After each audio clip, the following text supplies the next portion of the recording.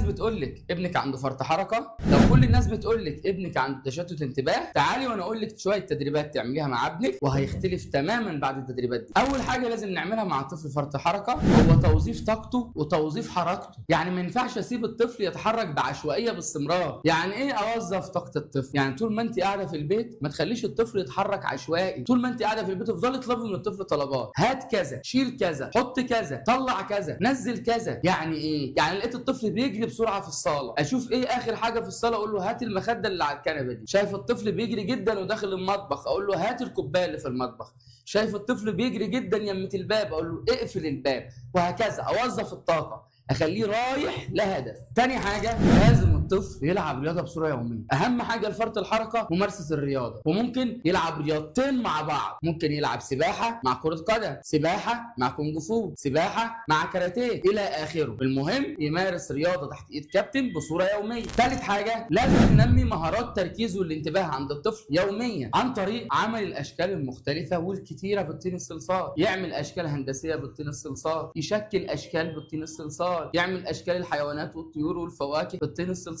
يعمل بالعجينه، نرسم له رسومات بالمقص على الكرتون ونخليه يقصها بالمقص، نرسم له رسومات بالالوان على الكرتون ونخليه يقصها بالمقص، نرسم له رسومات بسيطه، نرسم له حروف، اشكال هندسيه، اعداد ونطلب منه يقصها بالمقص ويلونها، نجيب له بازل كتير، نجيب له مكعبات كتير ونخليه يفكها ويركبها بطريقه متدرجه من الاسهل للاصعب. اي حاجه فيها قص ولزق، اي حاجه فيها اشغال يدويه كتير اعملها معاه. الاشغال اليدويه دي هتنمي التركيز والانتباه عند الطفل. رابع حاجه ممنوع نحبس الطفل خالص. الطفل لازم يبقى يومه مشغول من اول ما يصحى لحد ما ينام، لان الحبسه اللي عند الطفل دي هتزود فرط الحركه وتشتت الانتباه. الطفل عنده طاقه عاوز يطلعها، طول ما انا حابسه الطاقه ما تطلعش، فلازم اوزع طاقته على مدار اليوم. خامس حاجه لازم الام تبعد تماما عن المواد الحافظه. ليه؟ لان المواد الحافظه دي هي اللي بتزود فرط الحركه وتشتت الانتباه. اي اكل فيه مواد حافظه، فيه مكسبات طعم، فيه مكسبات ريحه، اي اكلات سريعه، اي مشروبات غازيه زي البيبسي والشيبسي والكاراتيه الى اخره، اي حاجه بتتباع في السوبر ماركت لازم الام توقفها تماما، لان هي دي السبب في فرط الحركه وتشتت الانتباه. بالاضافه الى ان